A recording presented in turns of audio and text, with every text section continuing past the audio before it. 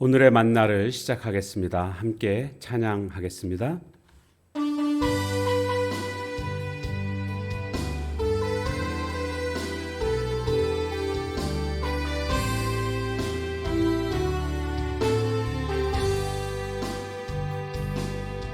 거친 풍랑이로도 잔잔하게 하시니 주님은 나의 피난처시오.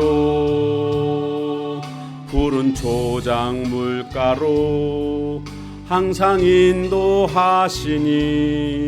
주님은 나의 안식처로다.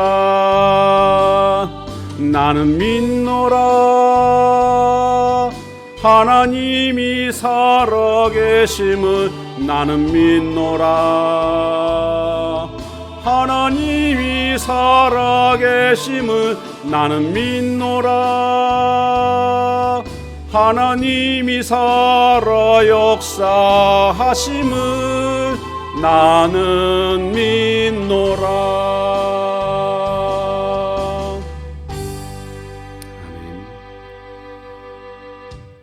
하나님 말씀 고린도전서 6장 1절에서 11절까지 말씀입니다.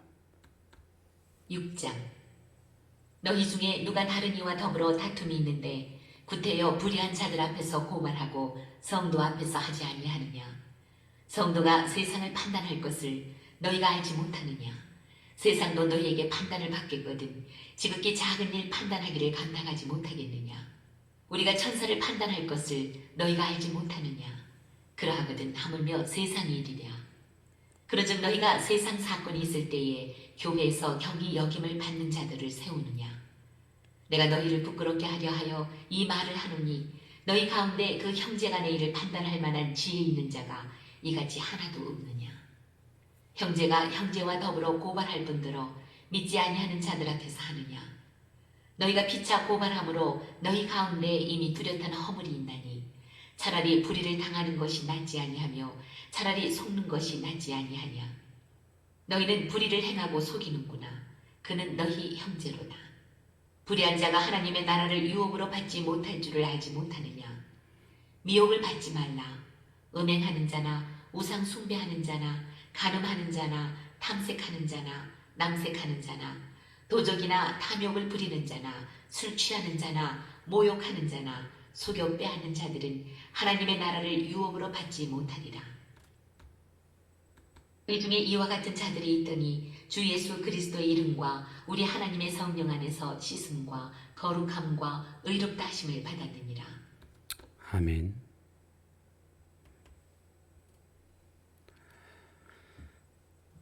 고린도 교회 내에 서로 세상 법정에 고발하는 이런 일들이 있었습니다. 같이 그리스도 안에서 한 형제 자매 되었는데 이렇게 세상에 고발하는 이런 일들은 참으로 부끄러운 일이 아닐 수가 없습니다. 그런데 더 큰 문제는 이런 문제가 생겼을 때, 생기는 것도 되어서는 안 되지만 이런 문제가 생겼을 때에 자체적으로 이 문제를 해결하지 못했다는 것이 더 큰 문제라는 겁니다. 교회 안에는 가장 큰 지혜인 성경 말씀이 있습니다. 그래서 그 말씀대로 무엇이 잘못된 것인지를 분별하고 그래서 문제를 해결할 수 있어야 하는데도 불구하고 지금 문제가 해결되지 않습니다. 서로 세상법에다가 고발을 합니다. 그러면 믿지 않는 세상 사람들이 볼 때에 저 믿는 사람들은 서로 이렇게 싸우는구나 라고 여기지 않겠습니까? 굉장히 부끄러운 일입니다.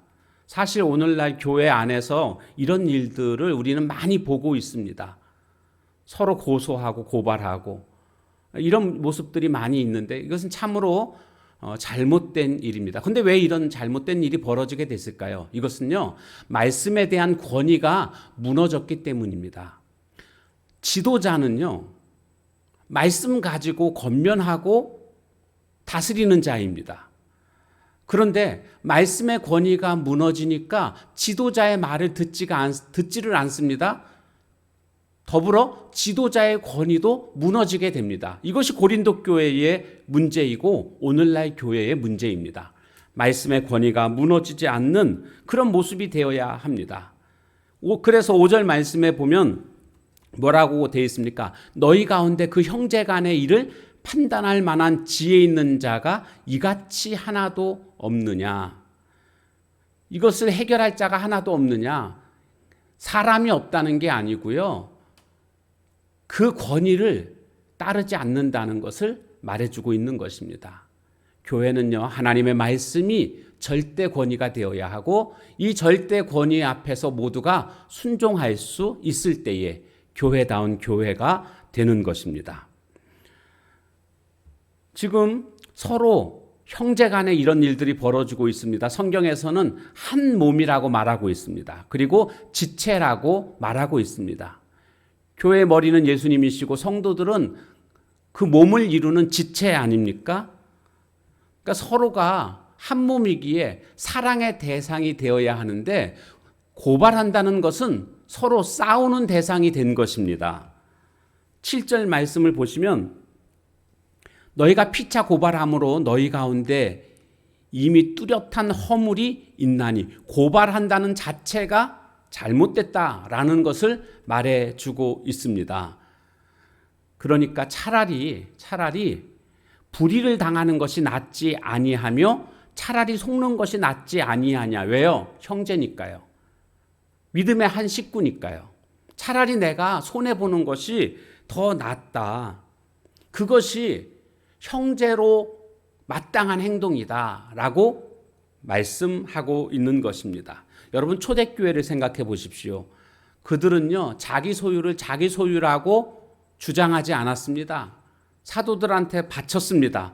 그래서 사도들은 그것을 가지고 이렇게 모든 사람들에게 골고루 사용함으로 말미암아 초대교회는요 가난한 자가 따로 없었고요 굶주린 자가 따로 없었습니다. 그만큼 다른 사람들을 한 가족으로 여겼다라는 겁니다. 그들 안에 성령이 충만했습니다.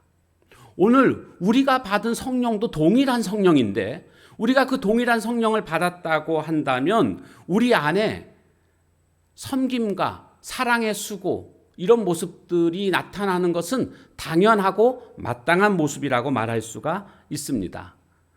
그런데 조금이라도 손해보지 않으려고 고발하는 것은 교회에 전혀 어울리지 않는 모습이다라고 말할 수 있습니다. 이와 같이 고발하는 자들은 불의한 자다라고 말하고 있습니다. 그래서 9절 말씀에 보게 되면 불의한 자가 하나님의 나라를 유업으로 받지 못하는 줄을 알지 못하느냐. 부정의 부정이니까 하나님 나라 유업으로 받지 못한다. 불의한 자는. 근데 불의한 자들은 어떤 자들인가? 음행하는 거, 우상숭배하는 거, 간음하는 거, 탐색하는 거, 남색하는 것. 이 남색이라는 것은 동성애를 의미하는 거죠.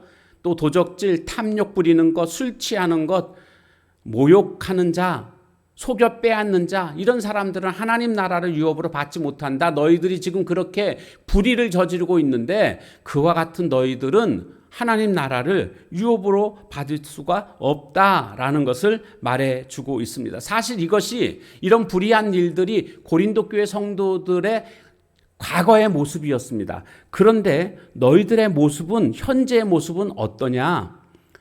너희들은 주 예수 그리스도의 이름 그리고 하나님의 성령 안에서 씻음과 거룩함과 의롭다함을 받았다라는 겁니다.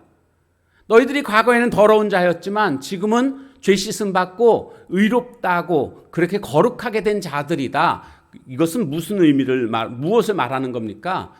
너희들은 거룩하게 되었으니 그 거룩한 하나님 나라의 백성답게 삶을 살아야 된다. 변화된 삶을 살아야 된다. 그 변화된 삶은 구체적으로 사랑이다. 사랑으로 서로 형제들을 대해줘야 되는데 용서하지 못하고 고발하고 이것은 잘못된 모습이다. 불의한 모습이다. 옛날의 모습이다. 라고 지적하고 있는 것입니다. 예수님께서 우리에게 말씀해 주신 가장 큰 계명이 뭡니까? 내 이웃을 내 몸과 같이 사랑하라. 이렇게 말씀해 주신 것 아닙니까? 그러면 그것을 어기는 사람은 가장 큰 죄를 지은 겁니다. 우리는 사랑하지 않은 것을 그렇게 죄로 여기지 않습니다.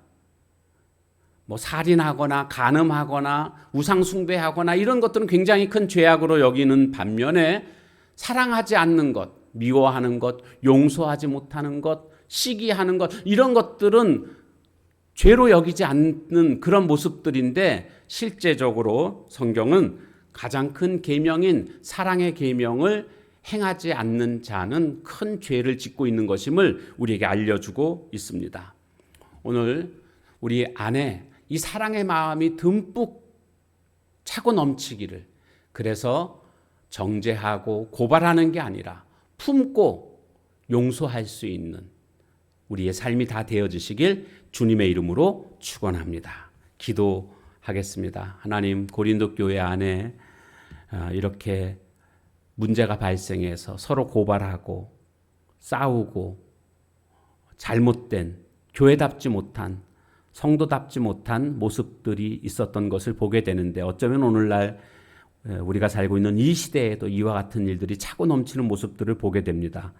그 이유는 사랑하지 못하고 있음을 깨닫게 됩니다.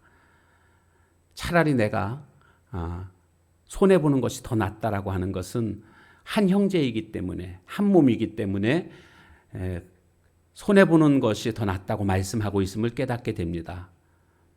우리 안에 참된 사랑이 충만한 모습 되어서, 그래서 용서하고 섬겨주는 그러한 삶을 살아가는 우리 모두가 되게 하옵소서.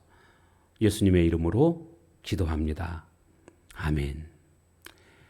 주신 말씀 붙들고 기도하시고 또 개인의 기도 제목 가지고 기도하는 시간을 갖도록 하겠습니다.